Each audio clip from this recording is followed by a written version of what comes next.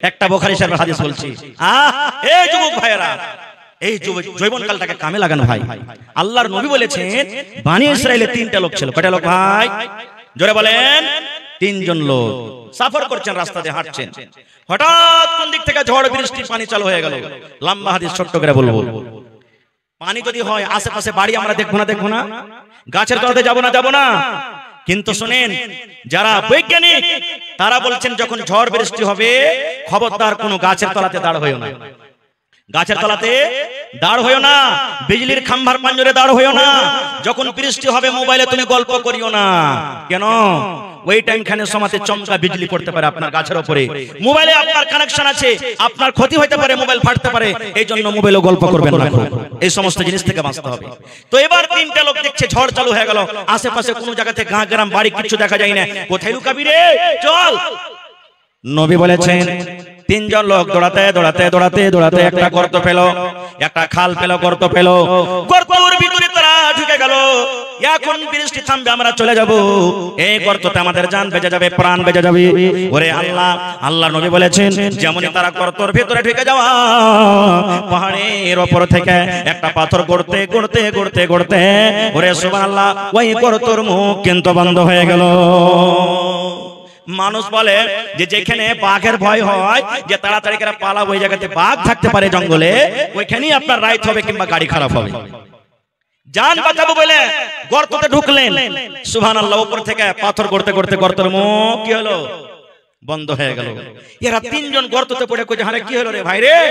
জান বাঁচাবো বলে এই গর্ততে ঢুকলাম, আর এখন গর্তের মুখ যে বন্ধ হয়ে গেল, কেমন করে বাড়াবি?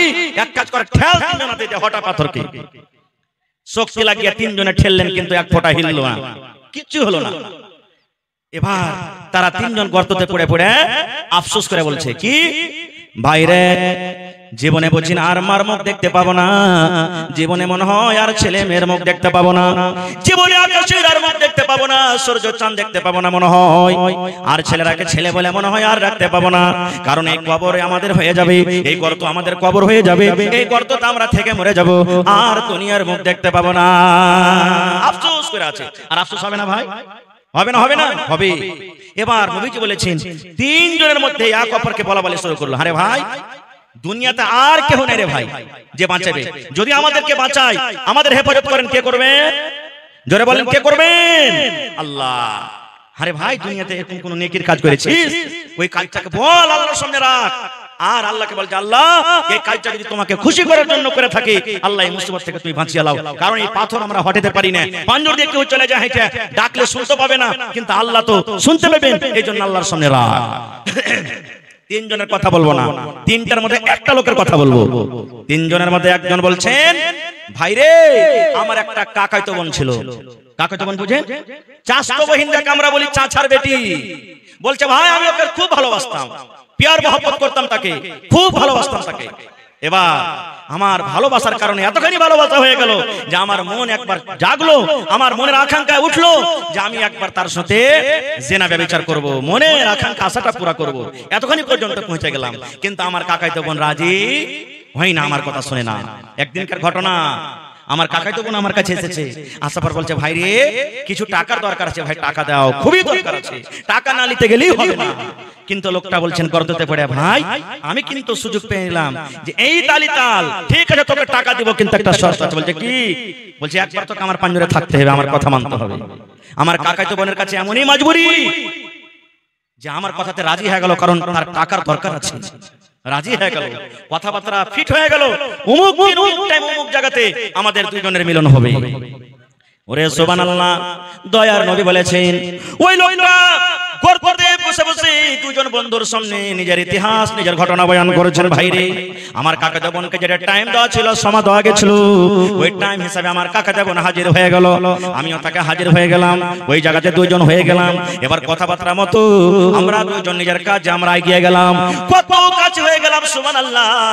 আমার উলামায়ে কেরাম বসে আছেন, জিজ্ঞাসা করবেন আল্লাহ রাসূল বলেছেন যেমন স্বামী স্ত্রীতে মিলন করে, পুরুষের দুটো পা, পুরুষের দুটো জাং, আর নারীর দুটো দাঁত, নারীর স্ত্রীর দুটো জাং, চার জাং যখন কাছে হয়ে যায়। এই চার যখন যান, চারটা রান যখন এক জায়গাতে হয়, স্বামী স্ত্রী কতখানি কাছে হয় বুঝতে পারছেন।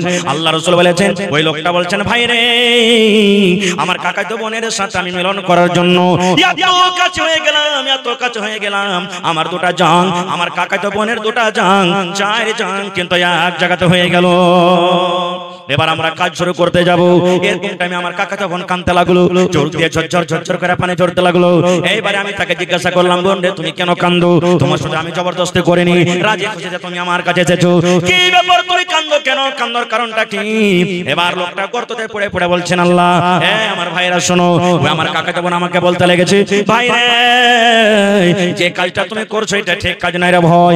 এই ভাই, যে টিপে তুমি খুলো, যে বোতলের মুখ তুমি খুলো, এটা শুধু অধিকার আছে আমার যে স্বামী হবে, যে আমাকে মোহর দিয়ে বিয়ে করবে, আমি যার স্ত্রী হব, যে আমার স্বামী হবে, ওরে শুধু এটা হক, ওই ছাড়া দুনিয়ার এটা কোনো মানুষের জন্য জায়েজ নয়। ভাই রে, তুমি যে আজকে আমার সাথে এই কাজটা করছো, দুনিয়ার কোনো মানুষ না জানতে গেল, দুনিয়ার কোনো মানুষ দেখতে না গেল, আল্লাহ জানছেন, আল্লাহ দেখছেন। এই জন্য ভাই আমি তোমাকে বলি, আমার এই ঠেপে তুমি খুলিও না, আমার শুধু তুমি ব্যভিচার করিও না ভাই, তুমি আল্লাহকে দেখে ভয় করো। নারে তাকবীর। কাকে দেখে ভয় করতে বললেন? জোরে বলে, আল্লাহকে দেখে ভয় করো। এবার লোকটা বলছেন, ভাই রে, যেমন আমাকে বললেন আল্লাহকে দেখে ভয় করো, ডর করো, এত কাছে থাকা সত্ত্বেও আমি তার সাথে আর জেনা ব্যভিচার করলাম না,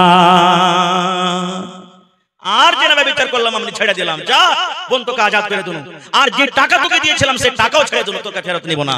এবার ঘটনাটা বলার পর আল্লাহকে বলছেন, আল্লাহ জি, এই গর্ততে পড়ে আছি আল্লাহ, এই খালটাতে পড়ে আছি আল্লাহ, এই রব্বুল আমিন, এই কাজটা যদি তোমার ভয়ের কারণে করে থাকি আল্লাহ, হে আল্লাহ, যদি এই কাজটা আমি তোমাকে ডরের কারণে, তোমার জাহান্নামের ভয়ের কারণে করে থাকি আল্লাহ, আজকে যে মুসিবতে আমরা পড়ে আছি, দয়া করে তুমি এই মুসিবত থেকে আমাদেরকে বাঁচিয়ে নাও।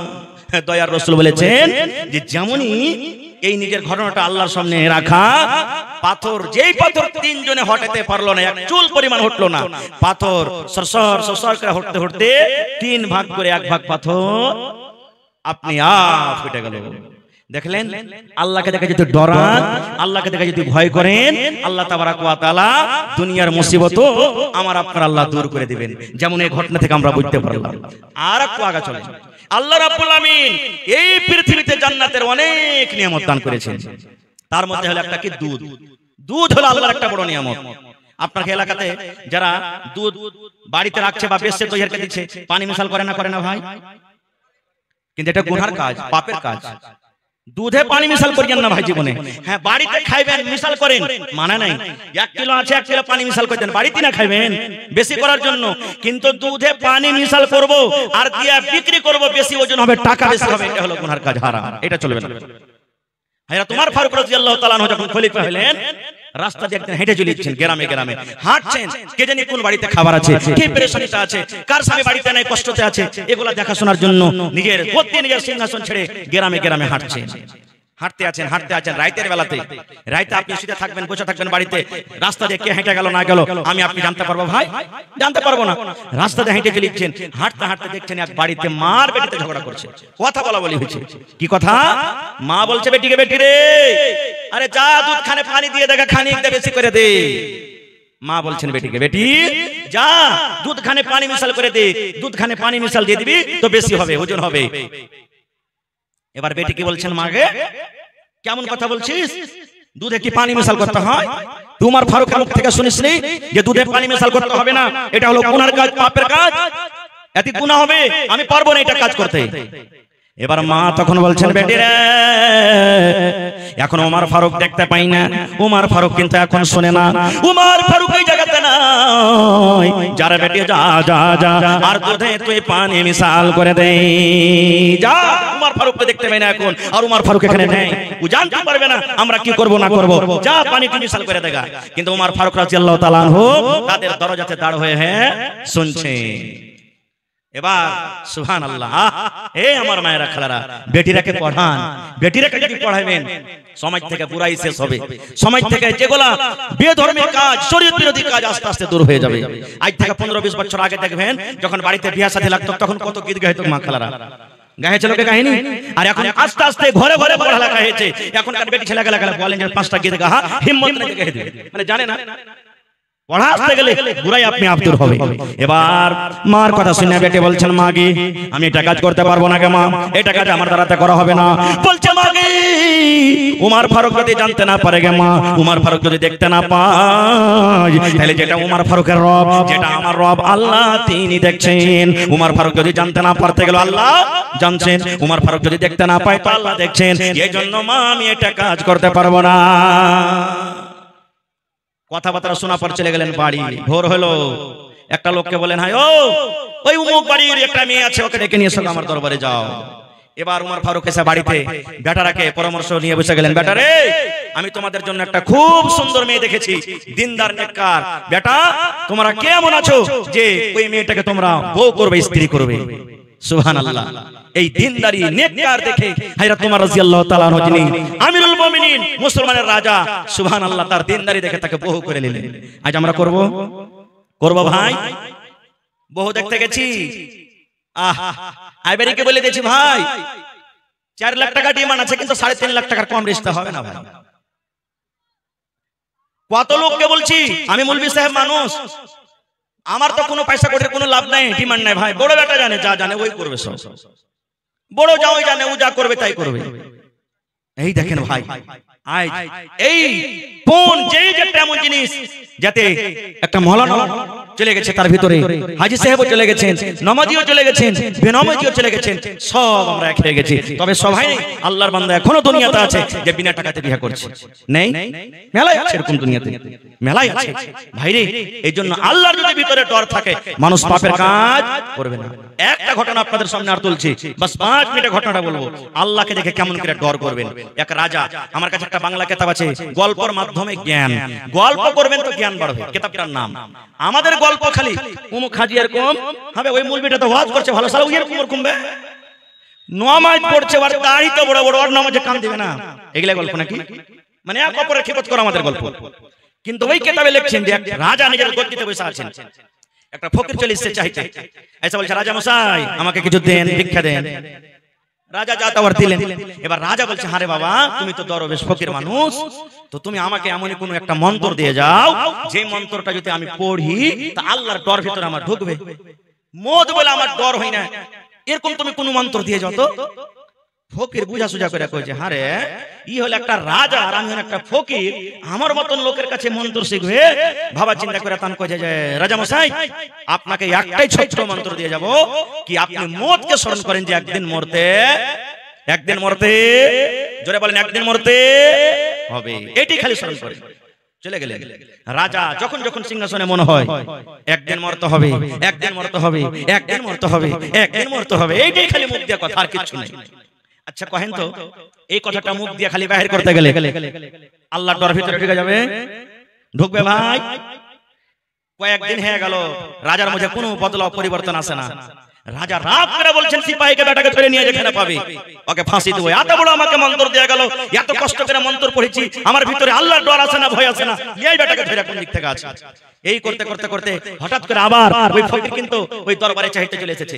বাদশা চিনে নিয়েছে, এই তো একটা ধর, জেল ঘরে বন্ধ কর, কালকে বেলা 7টার সময় তাকে ফাঁসি হবে। এলান হয়ে গেল, রাজা এলান করে দিলেন, এলান হয়ে গেল। আপনারা বলেন মানুষকে যখন মারা হয়, মরবে মানুষ, ওর আখরি খায়েশ, আখরি আকাঙ্ক্ষা, শেষ আকাঙ্ক্ষা জিজ্ঞাসা করা হয় না, হয় না? হয়। তাকে ডাকা হলো, তার স্ত্রী এসে রাজার পা ধরে নিয়েছে যে রাজা মশাই আমি গরিব মানুষ, আমার স্বামী ভিক্ষা করে আমরা খেতে পাই, দয়া করে মাফ করে দেন, তার দ্বারাতে ভুল হয়ে গেছে। বলছে না, একে ফাঁসি হবে তো হবে, ফাঁসি হবে তো হবে। এবার রাজা বলছে তোর যদি জীবনের আখরি শেষ কোনো আকাঙ্ক্ষা থাকে তো বল, ওইটা পূর্ণ করা হবে, আর কালকে সকাল 8টার সময় তোকে 7টার সময় ফাঁসি দেওয়া হবে। এবার দেখেন দরবেশের আকাঙ্ক্ষা। এবার দরবেশ বলছেন ও জাহাপানা রাজা মশাই শোনেন, কালকে সকাল আপনি আমাকে ফাঁসি দিয়ে দিবেন, আমি মরে যাব, দুনিয়া থেকে চলে যাব।